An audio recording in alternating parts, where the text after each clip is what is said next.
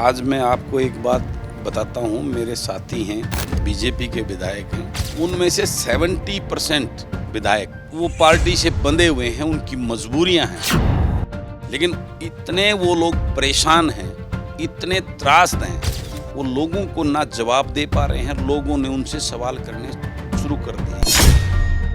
वो इतना बड़ा ब्लास्ट करेंगे कि सरकार बच नहीं पाएगी। और इसी प्रकार से विपक्ष के लोगों का भी जो ना चेहरा, जो बाहर पब्लिक में ड्रामा कुछ करते हैं, इंटरनल सब लोग ये एक हैं।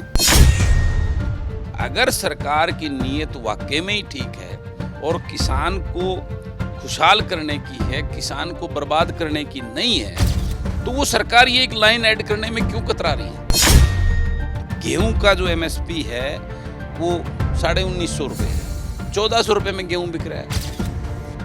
धान जो जिसका MSP 1880-88 रुपये है, वो 1400 रुपये 1300 रुपये में बिक रहा है। तो उस MSP का फायदा क्या है? उस दिन पीपली आंदोलन में किसानों के ऊपर जो लाठियां बरसाकर जिस प्रकार से बुजुर्गों को और किसानों को बेरहमी से पीटा,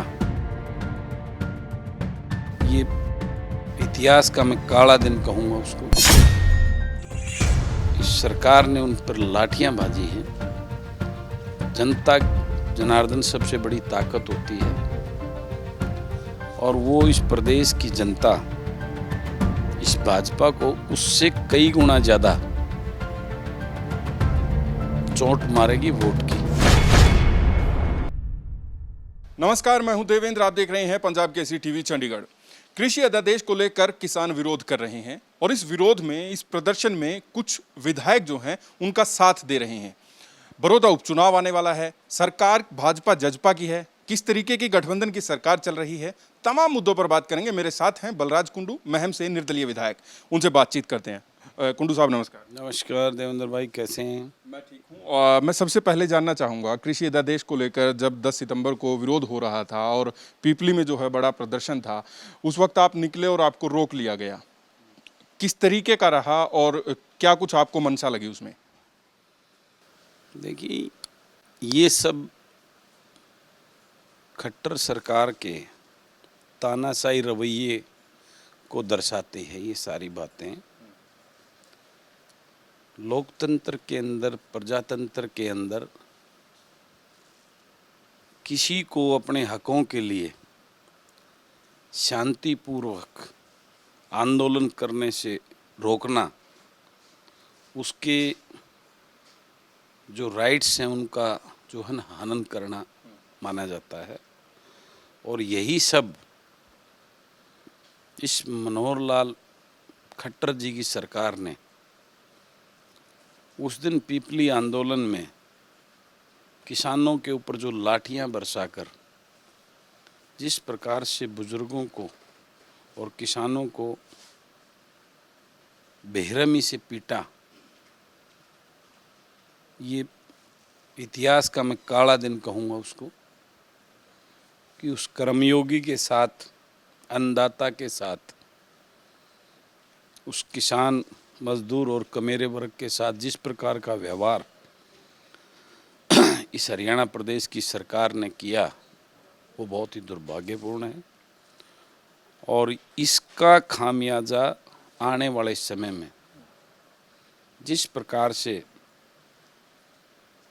इस सरकार ने उन पर लाठियां बाजी हैं, जनता जनार्दन सबसे बड़ी ताकत होती है, और वो इस प्रदेश की जनता इस भाजपा को उससे कई गुना ज़्यादा चोट मारेगी वोट की।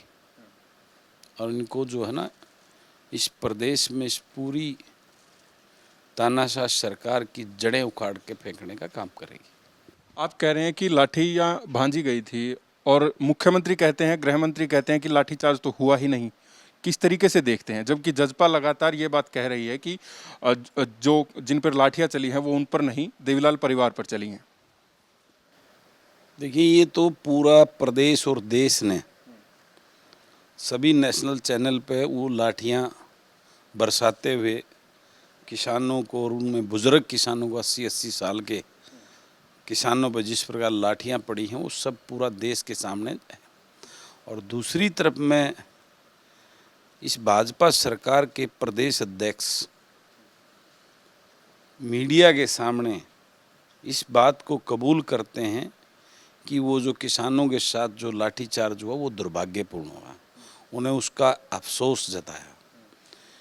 इस गठबंधन सरकार में उप मुख्यमंत्री दुष्यंत चौटाला जी 2 दिन पहले ये कहते हैं, 3 दिन पहले का मैं इंटरव्यू कोई सुन रहा था उनका, वो उसमें ये कहते हैं कि इसकी जांच करवाएंगे ये कैसे हुआ और दोषी अधिकारियों पे कार्रवाई करेंगे। दूसरी तरफ मुख्यमंत्री ये बात कहते हैं कि लाठीचार्ज हुआ ही नहीं, उल्टा जो है किसानों के ऊपर 300 से ज़्यादा किसानों के ऊपर 307 जैसे मुकदमे लगाकर केस दर्ज करना, ये सारी स्थिति इस सरकार के नीयत और नीति को लोगों के सामने पूर्ण रूप से इनका काला चेहरा, काली सोच दिखा रही है। कुंडू साहब, आप महम से विधायक हैं, निर्दलीय आपको चुनकर भेजा था, जनता ने पूरा समर्थन दिया था। अब आप पूरे प्रदेश में घूम रहे हैं, कभी आप सिरसा जा रहे हैं, कभी किसी और जगह पर जा रहे हैं, क्या कुछ मकसद हम इसके पीछे समझें? देखिए, मीडिया के साथी हो आप, आपका मकसद क्या है उसको निकालने सोच, आपका नज़रिया अपना होगा, लेकिन मेरा तो इसके पीछे मकसद और नीयत जो मेरी है वो है, मैं किसान का बेटा हूँ और मैंने बहुत छोटे से एक किसान परिवार में पैदा हुआ। अपने दादा को हल जोड़ते हुए देखा है, अपने फादर को देखा है, अपने चाचाओं को देखा है, अपनी माँ को, दादी को, सबको खेत में काम करते हुए देखा है, खुद मैंने काम किया है। तो मैं उस तकलीफ़ को, उस दर्द को मैं समझता हूँ। उसी के तहत प्रदेश से जहाँ जहाँ भी मेरे पास फ़ोन आते हैं, किसान के दर्द को समझते हुए मैं उनके ये बताने के लिए कि आपका ये भाई, आपका ये बेटा हमेशा आपके साथ इस लड़ाई में जो अन्याय किसान के साथ ये 3 अध्यादेशों के रूप में जो सरकार ने किया है, उसके लिए मैं सदैव आप लोगों के साथ हूँ। इसी मंशा के साथ में मैं उनको जहाँ जहाँ भी प्रदेश से, चाहे वो जींद हो, कैथल हो, हिसार हो, सरसा हो, फतेहाबाद, यमुनानगर, अम्बाड़ा, रोहतक, सोनीपत, जहाँ जहाँ भी दादरी में गया हूँ। और ये मेरा, क्योंकि मैं जिस क्षेत्र से बिलोंग करता हूँ वो क्षेत्र, वहाँ की पॉपुलेशन करीबन 80% से ज़्यादा वो कृषि पर आश्रित है लोग वहाँ के, और उनका दर्द, किसान का दर्द, और किसान का बेटा होने के नाते और उस क्षेत्र से होने जहाँ लोगों को कृषि पर आश्रित हैं, तो अपने भाई समझकर उनके पास में पूरे प्रदेश में जा रहा हूँ। अच्छा, कृषि अध्यादेश में क्या कमियां लग रही हैं, विरोध क्यों हो रहा है, आपको क्या लगता है? मैं तो इन्हीं की बात पे आ जाता हूँ। मैं अपनी कमी गिनाऊंगा वो तो एक पॉलिटिक्स हो जाएगी। ये सत्ता पक्ष के लोग ये कहते हैं कि ओपन मार्केट जो है किसान को मिलेगी और एमएसपी रहेगा। मैं आपसे, मीडिया के साथियों के माध्यम से इस अंधी बहरी सरकार से एक बात पूछना चाहता हूँ, भाई किसी फसल का एमएसपी सरकार निर्धारित कर दिया है सरकार ने, तो जो व्यापारी होगा वो ज़्यादा रेट में क्यों खरीदेगा? उसका दिमाग खराब है क्या? गलत बोल रहा हूँ क्या? जब एक सरकार ने किसी फसल का रेट निर्धारित कर दिया 2000 रुपये, तो कोई व्यापारी जाके कहेगा नहीं आ जाओ भाई मैं 3000 में खरीदूंगा आपके? कितना बेवकूफ़ बना रही हैं लोग लोगों को। और जिस एमएसपी की ये बात कर रहे हैं हम उस बात से सहमत हैं। मैं उस बात से 100% सहमत हूँ कि एमएसपी रहेगा, लेकिन उस एमएसपी का फायदा क्या है? आज बाजरे का एमएसपी 2150 रुपये है। मैं परसों जींद मंडी में गया था, मैं जुलाना मंडी में गया था, मैं कैथल मंडी से होके आया था। वहाँ बाजरा जो है ना, जींद में जो है ना 1150 1200 रुपये बिक रहा है। गेहूं का जो एमएसपी है वो 1950 रुपये है, 1400 रुपये में गेहूं बिक रहा है। धान जो जिसका एमएसपी 1880-88 रुपये है, वो 1400 रुपये 1300 रुपये में बिक रहा है। तो उस एमएसपी का फायदा क्या है? किसान यही तो चाहता है, जो हम बात कर रहे हैं किसान के तकलीफ की, कि आपके अध्यादेश ठीक है, हम आप करें, मानते हैं उस बात को। किसान को ओपन मार्केट मिलेगी, एमएसपी भी आप रहेगा, एमएसपी पे होगा। मंडी की आड़ती की हम बात ही छोड़ देते हैं। आप जिस सरकार की बात, सरकार कहती है ये तो आड़तियों ने किया है, मैं सरकार की बात से वो करता बोलता हूँ। हम यही तो बोल रहे हैं कि उस अध्यादेश में ये कानून का प्रोविज़न कर दीजिए, आप जो एमएसपी है उस एमएसपी से नीचे कोई किसान की फसल को नहीं खरीदेगा। फिर झगड़ा ही क्या है? अगर सरकार की नीयत वाकई में ही ठीक है और किसान को खुशहाल करने की है, किसान को बर्बाद करने की नहीं है, तो वो सरकार ये एक लाइन ऐड करने में क्यों कतरा रही है? क्यों उसको धक्के से इतनी जल्दबाजी के अंदर लोकसभा में भी, राज्यसभा में भी इतनी स्पीडली इसको करवा रहे हैं? राज्यसभा में वोटिंग भी नहीं हुई है, क्यों ऐसा रवैया है? मैं ये पूछना चाहता हूँ। अगर उसके अंदर सरकार ये बात, ये उसके नुमाइंदे बोल रहे हैं कि किसान को खुशहाल करेगा, तो ये लाइन जोड़ दीजिए। उसमें जो है ना एक लाइन ये जोड़ दीजिए, उसका पैसा किसान को, जो उसकी फसल का पैसा, उसकी गारंटर सरकार बन जाए। कोई कंपनी, बड़े उद्योगपति अगर उसको खरीदेंगे तो उसको कोई टेंशन नहीं, उसका पैसा दिलवाने का काम सरकार करेगी। और दूसरी बात, मैं आपको एक बात पूछना चाहता हूँ भी, सरकार बोलती है एमएसपी रहेगा, तो ये मेरी फसल मेरा ब्यौरा का पोर्टल का क्या मतलब है? आज बाजरे की हम बात करें, बाजरे का जो बीज सरकार देती, प्रोवाइड कराती है, उसके अंदर लिखा हुआ है कि इस बीज से बाजरा 1 एकड़ में 40 से लेकर 50 मन तक पैदा होगा। ठीक है, 50 क्विंटल तक पैदा होगा, मन सॉरी।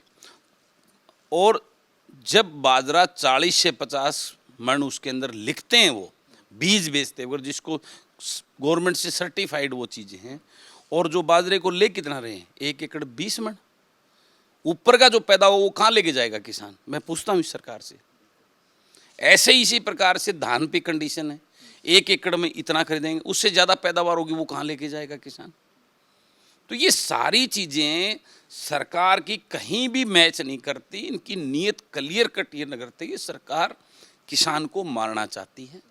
और ये बिल जो अध्यादेश हैं, ये सिवाय इन बड़े घरानों के, कॉरपोरेट हाउसेस के हैं, ये किसान के नहीं हैं।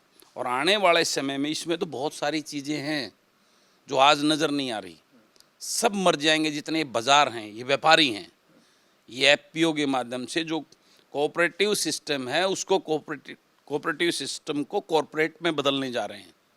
ये एक बहुत बड़ा गंभीर विषय है, ये छोटा विषय नहीं है, जिसको अभी लोगों को पता ही नहीं। ये 30-30 किलोमीटर में, 100-100 एकड़ में इतने बड़े बड़े हब बना देंगे। ये रजिस्ट्रेशन कर रहे हैं एफपीओ के माध्यम से। हर चीज़ किसान को, जो भी चीज़ मिलेगी, बीज मिलेगा, उसके घर में सुई से लेकर सब कुछ एफपीओ के माध्यम से रजिस्ट्रेशन में हो जाएगा। ये जो मार्केट है, बाज़ार में जो छोटे व्यापारी, दुकानदार बैठे हैं, सब बर्बाद हो जाएंगे। एक चीज़ जो मैं जानना चाह रहा था वो ये है कि 11 महीने सरकार को हो चुके हैं। 11 महीने में कई विधायक जो हैं जजपा के नाराज दिखे, कुछ विधायकों ने जो है, भारतीय जनता पार्टी के विधायकों ने शिकायत की कि जो अधिकारी हैं वो उनकी नहीं सुनते। किस तरीके का कार्यकाल देखते हैं आप ये 11 महीने का सरकार का, भाजपा जजपा गठबंधन सरकार? देखिए, ये कार्यकाल सरकार नाम की तो चीज़ है ही नहीं। यहाँ चंद लोगों ने इस सिस्टम को कैप्चर किया हुआ है, जो चंद मुख्यमंत्री जी की टीम है, इस प्रदेश को लूटने का काम कर रहे हैं। आज मैं आपको एक बात बताता हूँ, मेरे साथी हैं, बीजेपी के विधायक हैं, उनमें से 70% विधायक वो पार्टी से बंधे हुए हैं, उनकी मजबूरियां हैं, लेकिन इतने वो लोग परेशान हैं, इतने त्रासद हैं, वो लोगों को ना जवाब दे पा रहे हैं। लोगों ने उनसे सवाल करने शुरू कर दिए हैं। वो अपने लोगों ने जिन्होंने वोट देकर उनको चुना था उनसे छुपते फिर रहे हैं, और ये ज़्यादा दिन चलने वाला नहीं है। आने वाले समय में आप देखेंगे इस सत्ता पक्ष के ही विधायक साथी हमारे वो इतना बड़ा ब्लास्ट करेंगे कि सरकार बच नहीं पाएगी।